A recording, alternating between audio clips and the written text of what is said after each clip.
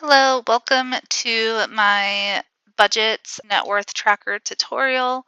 If you have any issues or have any questions, please reach out and let me know. I would be happy to help you walk through some of the different formulas that are in this Google Sheets document. Excel should function the same way, but we will go ahead and get started.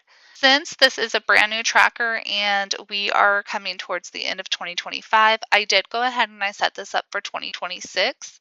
You can change the year based on whenever you are deciding to start.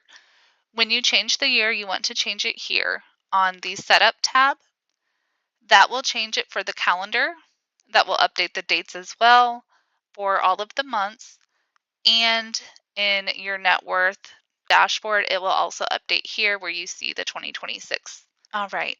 So for your bills, any repetitive monthly bills that you have, you can go ahead and enter them on the Setup tab over here.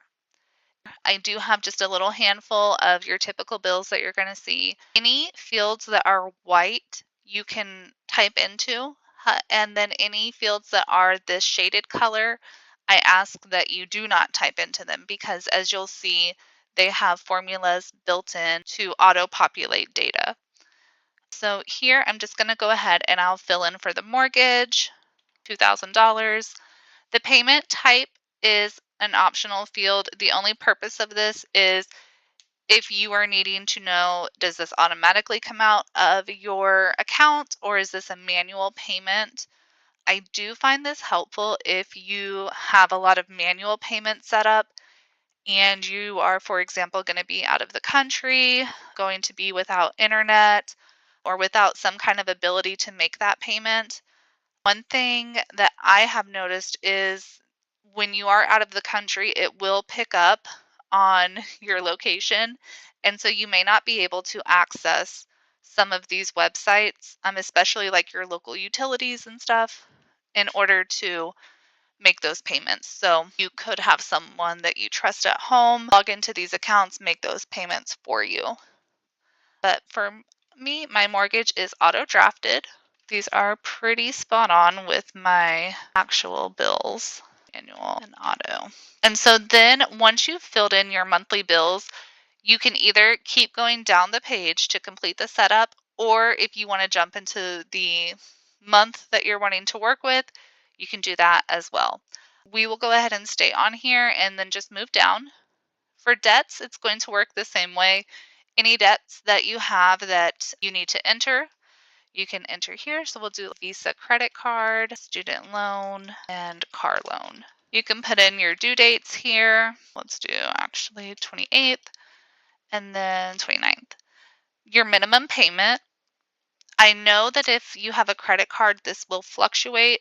It is up to you if you want to change this each month. But the minimum payment that you have, we'll just say $50, 250, and 400. Your starting balance, this can either be the initial balance that the loan was for or that the debt had reached, or you can do it for the beginning of this year.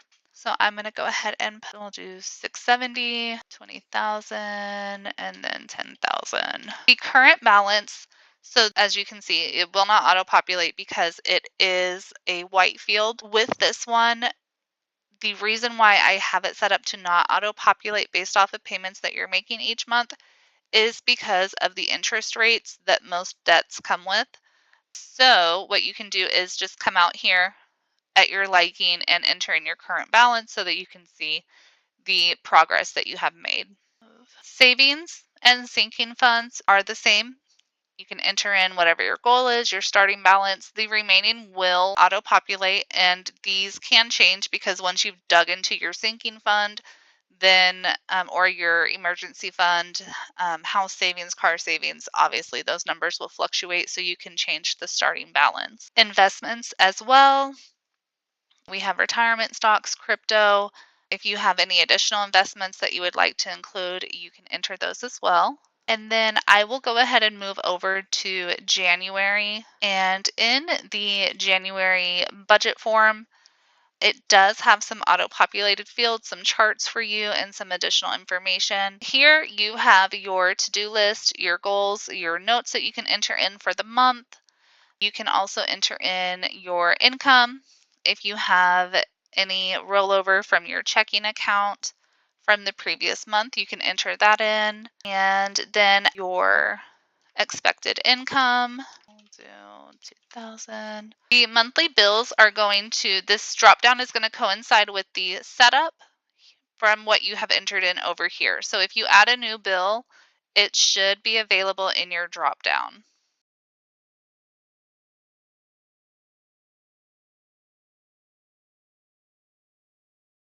So then you can see here how the update has come. The debt repayments will also function the same way. As soon as you enter in from the description on the setup, it will move over here and auto put in what you have set to budget. Investments will also work similarly. Your budget, though, and the actual that you've spent are free-form fields.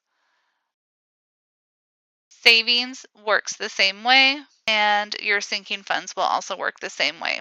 Any variable expenses that you have, so like groceries, gas, things like that, going out to eat, you can enter those in your summarized expenses. On January 15th, I went out with my family to Applebee's and we spent $150. Do this. Let's say we have a budget of 200, 150, 50, and 50. All right. And that way we can get this chart completely filled out. Then you can see also as well a percentage of where your money is going each month. Looks like if you come back to the setup, the information that we entered for January pre-populates. You can update your current balance to your liking, your emergency fund, and yep, it updates for you. The net worth is a little bit different, whereas you are primarily only working on this one page. Okay. Including your car is completely optional. Prefer to not include my car. And then we'll say 0 for your mortgage. Let's say you owe 100,000 still. Okay. Then if you scroll up here, this will tell you what your current net worth is based off of the data that you entered. And then it will also tell you how much farther you've got to go. So your current net worth would be $83,830. You've got about $16,170 left in order to meet that goal. That pretty much concludes the spreadsheet. Hey guys, I did want to come on here and kind of finish this demo out. I do apologize. This is my first demo that I am doing, so I hope that you did find it helpful. I hope that it was not too choppy and it was easy to understand. If you have any questions, please feel free to reach out. Feel free to maintain a generic copy of this tracker. That way, if you need to make a new one for the next year or for any other reason, you have the original that you can always refer back to. Do ask that you do not share the template outside of your household. If you have a spouse, that is totally fine. If you have friends or family that you would like to share this with, please refer them to my Etsy shop or contact me. This did take me quite a bit of time to create, so I do appreciate you not sharing it with anyone else outside of your household. If you have any further questions, as I've said, please feel free to reach out and I will be happy to help you. Thank you so much.